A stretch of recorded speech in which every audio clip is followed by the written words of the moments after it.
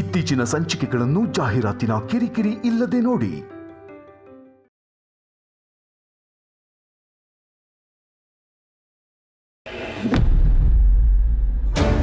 ಆಸ್ತಿಲ್ ಪಾಲ್ ಕೇಳದೆ ಇದ್ರೆ ಆಗೋದೇ ಅಲ್ವಾ ಪ್ರೀತು? ಹೇಳದ್ನಲ್ಲ, ಕೇಳಲಿಲ್ಲ ಅಂದ್ರೆ ನನ್ನಂತ ಜೀವಂತ ಉಳಿಸಲ್ಲ ಅವರು. ಅಲ್ಲ, ಆಸ್ತಿಲ್ ಪಾಲ್ ಕೇಳಿದ್ರೆ ಅತ್ತೆ ಕೊಡೋದಕ್ಕೆ ಒಪ್ಕೊಳ್ತಾರಾ? ಒಪ್ಕೊಳ್ತಾರೆ ಅನ್ನೋ ನಂಬಿಕೆ ಇದೆ ನನಗೆ. ಇದರಿಂದ ನಿನ್ಮೇಲೆ ಏನು ಪರಿಣಾಮ ಬೀರ್ಬೋದು ಅಂತ ಯೋಚನೆ ಮಾಡಿದ್ಯಾ ಪ್ರೀತು? ಪರಿಣಾಮ ಏನೇ ಆದರೂ ಫೇಸ್ ಮಾಡಕ್ಕೆ ನಾನು ರೆಡಿ ಆಗಿದ್ದೀನಿ. ಒಳ್ಳೆ ದಿನಗಳಿಗೋಸ್ಕರ ಕೆಟ್ಟ ದಿನಗಳ ಜೊತೆ ಯುದ್ಧ ಮಾಡಲೇಬೇಕು. ನಾಳೆನೇ ಆಸ್ತಿ ಪಾಲ್ ಕೇಳ್ತೀನಿ.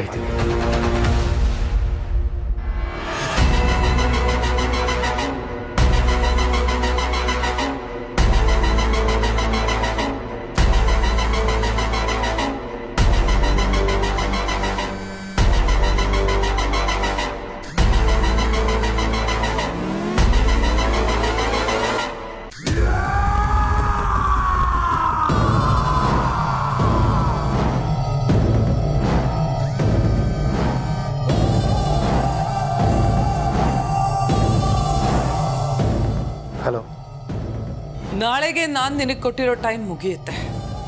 ಆದರೆ ಇಷ್ಟೊತ್ತಾದರೂ ನೀನು ಆಸ್ತಿಯಲ್ಲಿ ಭಾಗ ಕೇಳಲಿಲ್ಲ. ಯಾಕೆ? ಯಾವಾಗ ಒಳ್ಳೆ ಟೈಮ್ ಅಂತ ಶಾಸ್ತ್ರ ಕೇಳಬೇಕು ಅಂತ ಅನ್ಕೊಂಡಿದ್ಯಾ? ಅದು ಹಾಗಲ್ಲ. ಓ, ಅಮ್ಮನ ಮುದ್ದಿನ ಮಗ ಹೇಗಪ್ಪ ಆಸ್ತಿಯಲ್ಲಿ ಪಾಲ್ ಕೇಳೋದು ಅಂತ ಯೋಚನೆ ಮಾಡ್ತಿದ್ಯಾ? ಪ್ರೀತು, ಯು ನೋ ವಾಟ್, ಈಗೆಲ್ಲ ಆಸ್ತಿಯಲ್ಲಿ ಪಾಲ್ ಕೇಳೋದು ತುಂಬ ಸಿಂಪಲ್ ವಿಷಯ. ಆದ್ರೆ ಅಮ್ಮನ ಮುದ್ದಿನ ಮಗ ಇನ್ನೊಂದು ಹುಡುಗಿ ಜೊತೆ ಇದ್ದ ಅಂತ ಗೊತ್ತಾದ್ರೆ ಅದು ದೊಡ್ಡ ವಿಷಯ.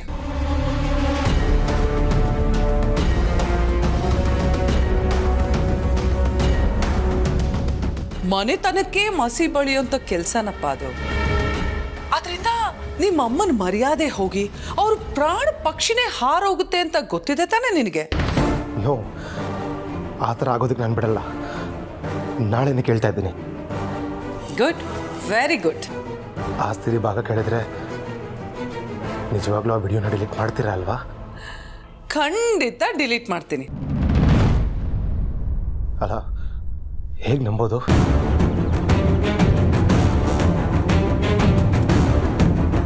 ಬೇರೆ ಕಾಪಿ ಇಟ್ಕೊಳ್ದೆ ಆ ವಿಡಿಯೋನ ಡಿಲೀಟ್ ಮಾಡ್ತೀನಿ ಅಂತ ನಿಮ್ಮ ಮಗಳ ಮೇಲೆ ಪ್ರಾಮಿಸ್ ಮಾಡಿ.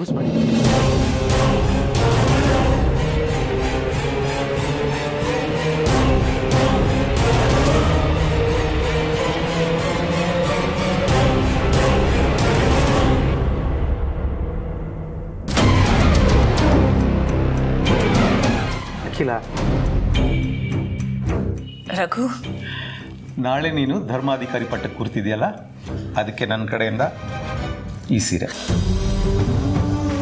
Thank you Raghu. ಅಲ್ಲ ಅಖಿಲ, ಸತತವಾಗಿ 24 ವರ್ಷ ಧರ್ಮಾಧಿಕಾರಿಯಾಗಿದ್ದೆ. ಈಗ 25ನೇ ವರ್ಷಕ್ಕೂ ನಿನಗೆ ಆ ಪಟ್ಟ ಸಿಗ್ತಾ ಇದೆ. ಅಂಥದ್ರಲ್ಲಿ ನೀನು ಖುಷಿಯಾಗಿರಬೇಕು. ಅದು ಬಿಟ್ಟು ಯಾವುದೋ ಗಾಢವಾದ ಯೋಚನೆಯಲ್ಲಿದೆಯಾ? ಏನೋ ಗೊತ್ತಿಲ್ಲ ರಘು, ಮನಸ್ಸಲ್ಲಿ ಏನೋ ಒಂಥರ ತಳಮಳ. ಅಖಿಲ, ಒಂದು ಮಾತು ಕೇಳ್ತೀನಿ, ಮುಚ್ಚುಮರೆ ಇಲ್ಲದೆ ಹೇಳ್ತೀಯಾ? ಕೇಳಿ ರಘು. ಪಾರ್ವತಿ ನಿನ್ನ ಹೆಸರಲ್ಲದೆ ಅವಳ ಹೆಸರಲ್ಲಿ ದಾನ ಮಾಡಿದ್ದು, ಆದಿತ್ಯ ಪಾರ್ವತಿ ಹೆಸರಲ್ಲಿ ಪ್ರಾಪರ್ಟಿ ತಗೊಂಡಿದ್ದು, ನಿನ್ನ ಮನಸ್ಸಿಗೆ ಏನು ಬೇಜಾರಾಗಿಲ್ಲ ತಾನೆ? ಅಯ್ಯೋ, ಖಂಡಿತ ಇಲ್ಲ ರಘು. ನಿಮ್ಮ ಅಖಿಲನಿಗೆ ಸಣ್ಣ ಮನಸ್ಸಿಲ್ಲ.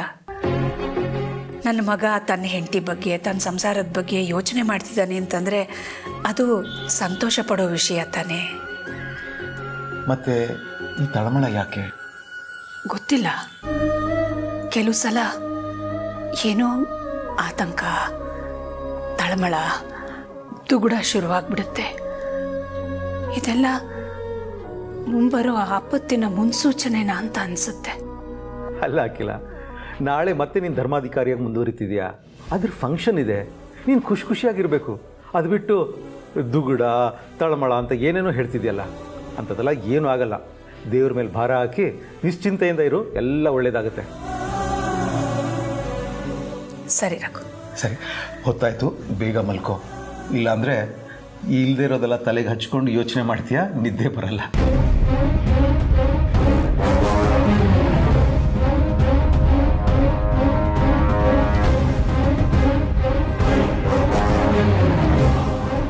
ಅಖಿಲಾಗೆ ಈ ಥರ ನೆಗೆಟಿವ್ ಫೀಲ್ ಬಂದಾಗೆಲ್ಲ ಏನೋ ಒಂದು ಕೆಟ್ಟದ್ದು ನಡೆದಿದೆ.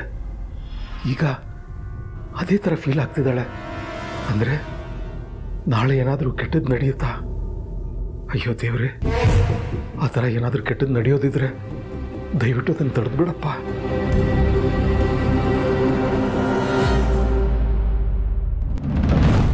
ನಿಮ್ಮ ಮಗಳು ಅಂದರೆ ಅನನ್ಯ ಮೇಲೆ ಆಣೆ ಮಾಡಿ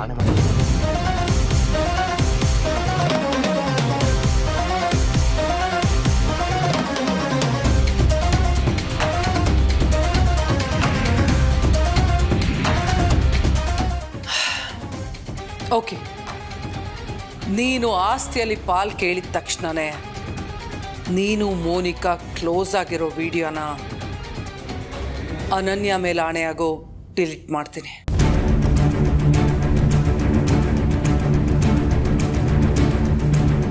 ಯಾಕೆ ಪ್ರೀತು, ನನ್ನ ಮಾತಿನ ಮೇಲೆ ನಂಬಿಕೆ ಬರ್ತಿಲ್ವಾ? ಸರಿ, ಹಾಗಾದ್ರೆ ನೀನು ಈಗಲೇ ಬಾ, ಜೈಲಿಗೆ ಹೋಗಿ ಅನನ್ಯನ ತಲೆ ಮೇಲೆ ಕೈ ಇಟ್ಟು ಪ್ರಾಮಿಸ್ ಮಾಡ್ತೀನಿ. ಓಕೆ? ಅಷ್ಟೆಲ್ಲ ಏನು ಬೇಡ, ನಿಮ್ಮ ಮಾತು ಮೇಲೆ ನಂಬಿಕೆ ಬಂತು. ಗುಡ್. ಸರಿ, ಹಾಗಾದ್ರೆ ನಾಳೆನೇ ಯುದ್ಧ. ಅಖಾಡಕ್ಕಿಳಿಯಕ್ಕೆ ತಯಾರಾಗಿರು. ತಯಾರಾಗಿದ್ದೀನಿ. Very good. All the best.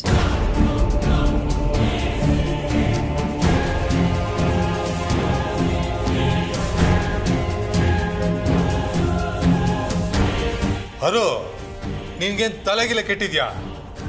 ಆ ವಿಡಿಯೋನ ಡಿಲೀಟ್ ಮಾಡ್ತೀನಿ ಅಂತ ಅನನ್ಯನ ಮೇಲೆ ಆಣೆ ಮಾಡಿದ್ಯಲ್ಲ. ಅಣ್ಣ, ನಾನು ಹೇಳಿದ್ದನ್ನ ಪ್ರೀತೂನು ಸರಿಯಾಗಿ ಕೇಳಿಸ್ಕೊಳ್ಳಿಲ್ಲ, ನೀನು ಸರಿಯಾಗಿ ಕೇಳಿಸ್ಕೊಳ್ಳಿಲ್ವಾ? ನಾನೇನು ಹೇಳಿದ್ದು, ನೀನು ಆಸ್ತಿಯಲ್ಲಿ ಪಾಲ್ ಕೇಳಿದ ತಕ್ಷಣ ನೀನು ಮೋನಿಕಾ ಕ್ಲೋಸ್ ಆಗಿರೋ ವಿಡಿಯೋನ ಅನನ್ಯ ಮೇಲೆ ಆಣೆಯಾಗೂ ಡಿಲೀಟ್ ಮಾಡ್ತೀನಿ ಅಂತ ತಾನೆ? ಹೌದು. ನಿಜವಾಗ್ಲೂ ಅವರಿಬ್ರು ಕ್ಲೋಸ್ ಆಗೇ ಮೂವ್ ಮಾಡಿಲ್ವಲ್ಲ, ಮತ್ತ ಆಣೆಗೆ ಏನನ್ನ ಬೆಲೆ ಬಂತು?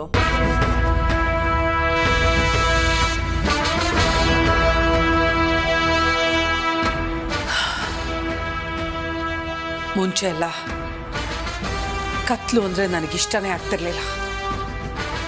ಸೂರ್ಯ ಯಾಕಾದ್ರೂ ಮುಳುಗ್ತಾನೋ ಅಂತ ಕೋಪ ಬರ್ತಿತ್ತು. ಆದ್ರೆ ನಾಳೆ ಮುಳುಗೋ ಸೂರ್ಯ ಅರಸನ ಕೋಟೆನ ಸಂಪೂರ್ಣವಾಗಿ ಕತ್ಲು ಮಾಡ್ತಾನೆ. ಅದನ್ನ ನೆನೆಸ್ಕೊಂಡ್ರೆ ನನಗೆ ತುಂಬಾ ಖುಷಿ ಆಗ್ತಿದೆ. I am so happy.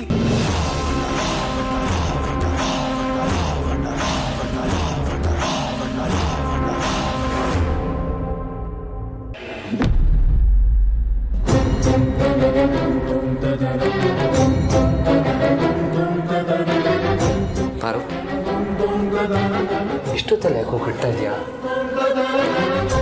ಯಜಮಾನ್ರ, ನಾಳೆ ಅತ್ಯಮ್ಮ ಧರ್ಮಾಧಿಕಾರಿಯಾಗಿ ಮುಂದುವರಿಯೋ ಕಾರ್ಯಕ್ರಮ ಇದೆಯಲ್ಲ, ಅದಕ್ಕೆ ಅವ್ರಿಗೆ ಮುಡ್ಕೊಳ್ಳೋದಕ್ಕೆ ಅಂತ ಹೂ ಕಟ್ತಾ ಇದ್ದೀನಿ. ಅಲ್ಲ ಪಾರು, ನಾವು ನಾಳೆ ಆಸ್ತಿಲಿ ಪಾಲ್ ಕೇಳ್ತಾ ಇದೀವಿ ತಾನೆ?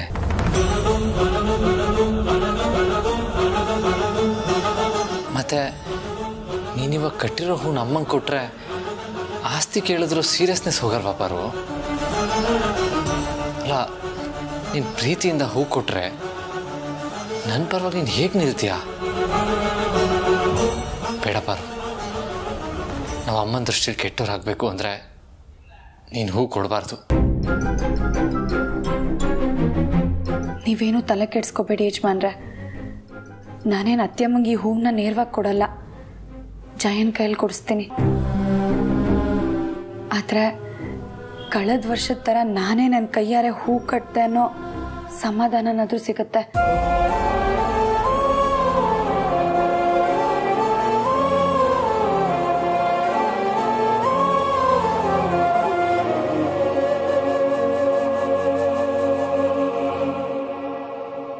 ನಾಳೆ ಬೆಳಗಾದ್ರೆ ಅತ್ಯಮ್ಮನೆ ಧರ್ಮಾಧಿಕಾರಿಯಾಗಿ ಮುಂದುವರಿತಾರೆ ಅನ್ನೋ ಸಂತೋಷನ ನಾವು ಆಸ್ತಿಲ್ ಭಾಗ ಕೇಳಿ ನಾಶ ಮಾಡ್ತಿದ್ದೀವಲ್ಲ, ತುಂಬ ನೋವಾಗ್ತಿದೆ ಯಜಮಾನ್ರೆ. ನನಗೂ ಆ ನೋವಿದೆ ಪರು, ಆದರೆ ನಾವು ಬೇರೆ ದಾರಿ ಇಲ್ವಲ್ಲ. ನಿಜ, ದೇವ್ರಿಚ್ಛೆ ಅದೇ ಆಗಿರೋವಾಗ ನಾವು ತಾನೇ ಏನು ಮಾಡೋದಕ್ಕಾಗತ್ತೆ. ಯಜಮಾನ್ರೆ, ಕಳೆದ ವರ್ಷ ಅತ್ಯಮ್ಮ ಧರ್ಮಾಧಿಕಾರಿಯಾಗಿ ಮುಂದುವರೆದ್ರಲ್ಲ, ಆ ಕಾರ್ಯಕ್ರಮ ನಿಮಗೆ ನೆನಪಿದೆಯಾ? ಇದೆ. ಹಾಗಿನ್ನೂ ನಮಗೆ ಮದುವೆನೇ ಆಗಿರಲಿಲ್ಲ ಅಲ್ವಾ? ಅದನ್ನು ಹೇಗೆ ತಾನೇ ಮರೆಯೋದಕ್ಕೆ ಸಾಧ್ಯ ಹೇಳು?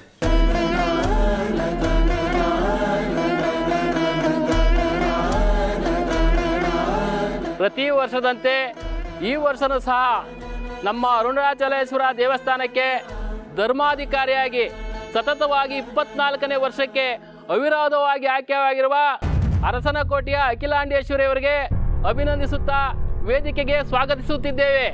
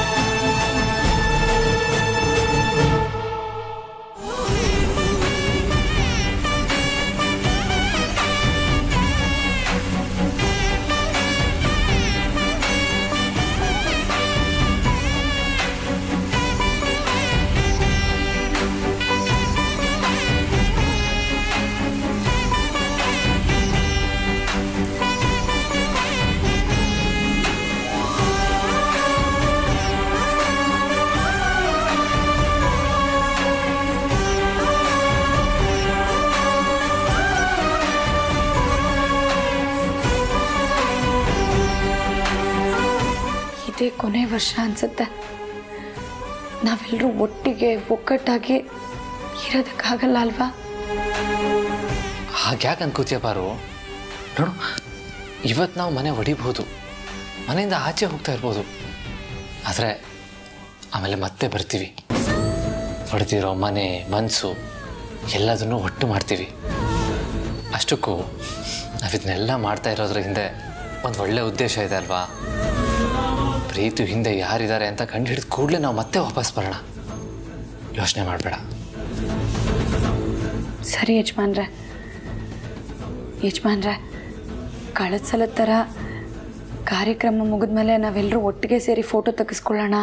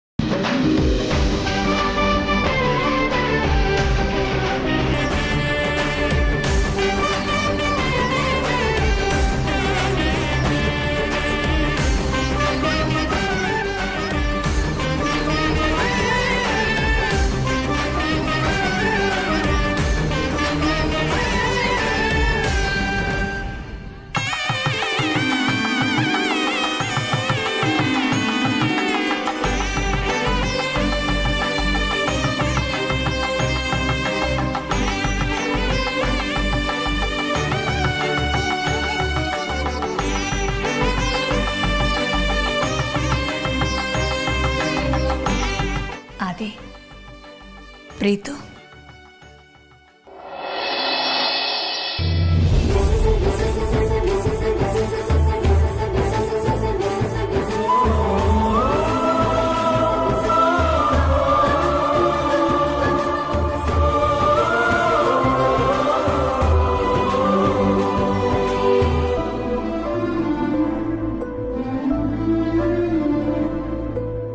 ನೀವಿಬ್ರು ನನ್ನ 2 ಕಣ್ಣುಗಳಿದ್ದ ಹಾಗೆ. ಹೇಗೆ ಕಣ್ಣುಗಳು ಎರಡಾದರೂ ದೃಷ್ಟಿ ಒಂದೇ ಆಗಿರುತ್ತೋ ಹಾಗೆ ನೀವಿಬ್ರು ಯಾವಾಗಲೂ ಒಗ್ಗಟ್ಟಿನಿಂದ ಪ್ರೀತಿಯಿಂದ ಇರಬೇಕು.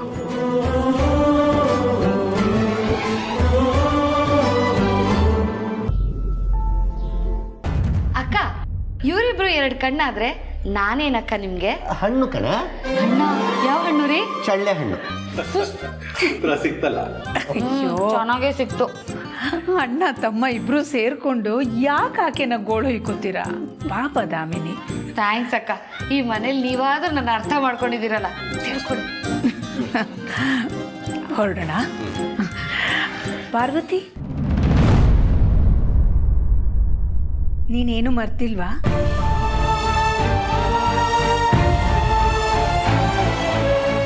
ಏನೂ ಇಲ್ವಲ್ಲ ಅತ್ತೆಮ್ಮ. ಮ್ಯಾಮ್ ಹೂವು. ಏನಿದು? ಯಾವಾಗಲೂ ಪಾರ್ವತಿ ತಂದು ಕೊಡ್ತಿದ್ಲು, ಇವತ್ತು ಹೂವನ್ನ ನೀ ತಂದು ಕೊಡ್ತಿದೀಯಾ?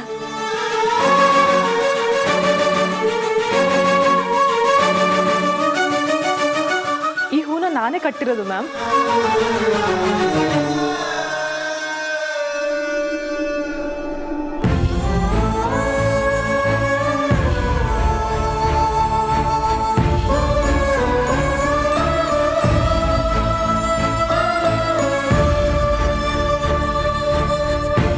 ಈ ಹೂ ಕಟ್ಟಿರೋದು ನೀನಲ್ಲ, ಪಾರ್ವತಿ ತಾನೆ?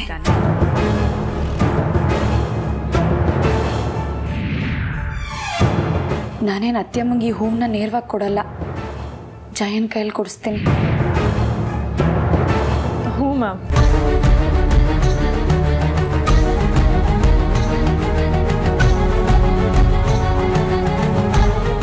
ಪಾರ್ವತಿ, ಇದನ್ನೇ ನಾನು ಕೇಳಿದ್ದು, ನೀನೇನಾದರೂ ಮರ್ತಿದೀಯಾ ಅಂತ. ನೀನು ಕಟ್ಟಿರೋ ಹೂವನ್ನ ಜಯನ್ ಕೈಲಿ ನನಗೆ ಕೊಡಿಸಿದ್ರೆ ನಾನು ಕಂಡು ಹಿಡಿತೀನೋ ಇಲ್ವೋ ಅಂತ ತಿಳ್ಕೊಳ್ಳೋದಕ್ಕೋಸ್ಕರ ತಾನೇ ನೀನು ಹೀಗೆ ಮಾಡಿದ್ದು.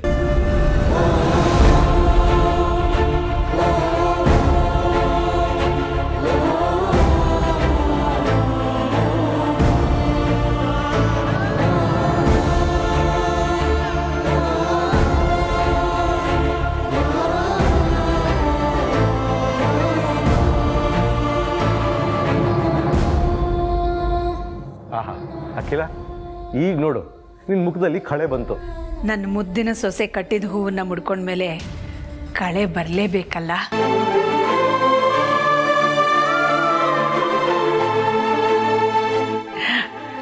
ಹೊರಡೋಣ.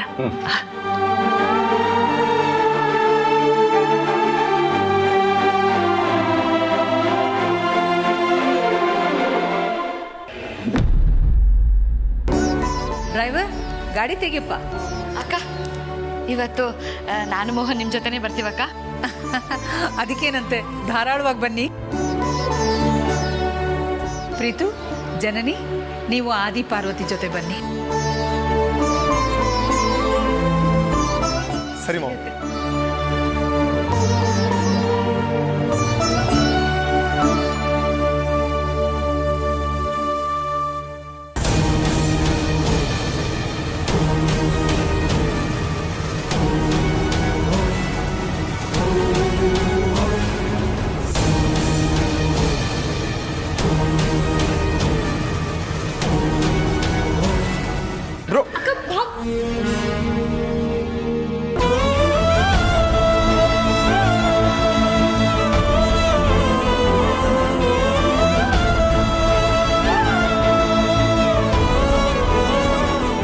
ಪ್ರೀತು,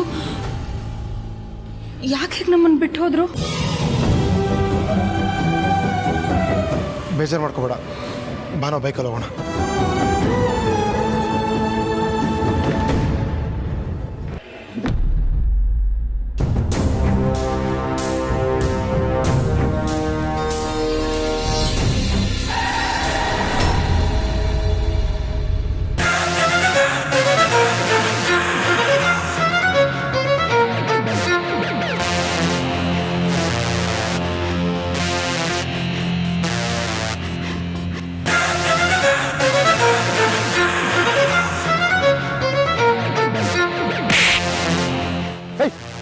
ಯಾರೋ ನೀನು ನನ್ನ ಗಾಡಿಗೆ ಅಡ್ಡ ಬರೋದಲ್ದೆ ನನ್ನ ಮೇಲೆ ಕೈ ಮಾಡ್ತಿದ್ಯಾ ಎತ್ತೋ ಕೈನಾ ನಡಿಯಲ್ಲಿ ಐ ನಡಿಯ ಐ ಯಾರೋ ನೀನು ಬರೀ ನಿನ್ ಗಾಡಿ ಅಡ್ಡ ಬಂದಿದ್ದಕ್ಕೆ ಇಷ್ಟು ಉರ್ಕೋತಾ ಇದೆಯಲ್ಲ ಇನ್ನು ನೀ ನನ್ನ ಸಂಸಾರ ಕಟ್ಟ ಬಂದಿದೀಯಾ ನನಗೆಷ್ಟು ಉರಿಬೇಡ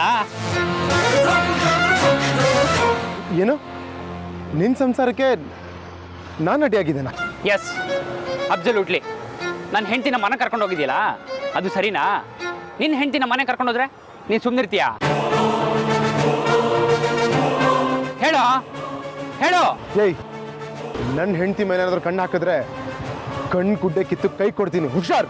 ಹಾಗಾದ್ರೆ ನನ್ನ ಹೆಂಡತಿ ಮೇಲೆ ಕಣ್ಣು ಹಾಕಿದ್ದೀರಾ ನಾನೇನೋ ಮಾಡ್ಬೇಕು ನಿನಗೆ ಹೇಳೋ ಹೇಳೋ ಏಯ್ ಯಾವನ ನೀನು ಯಾರು ನಿನ್ನ ಹೆಂಡತಿ ನಿನ್ನ ಹೆಂಡತಿ ಮೇಲೆ ನಾನಾಗೋ ಕಣ್ಣು ಹಾಕ್ಲಿ ಅವಳನ್ನ ಕರ್ಕೊಂಡೋಗಿ ನಮ್ಮನೇಲಿ ಹಾಕೋ ಇಟ್ಕೊಳ್ಳಿ ನನ್ನ ಹೆಂಡತಿನ ನೀನು ಮನೆ ಕರ್ಕೊಂಡು ಹೋಗಿಲ್ಲ ಅಂದ್ರೆ ಇನ್ಯಾರೋ ನಿಮ್ಮ ಮನೆ ಕರ್ಕೊಂಡು ಹೋಗಿದ್ದು ನಿನ್ನ ಹೆಂಡತಿನ ಒಳ್ಳೆ ಮೆಂಟ್ಲ್ ಕೇಸ್ ಆಯ್ತು ಯಾರು ನಿನ್ನ ಹೆಂಡತಿ ಮೋನಿಕಾ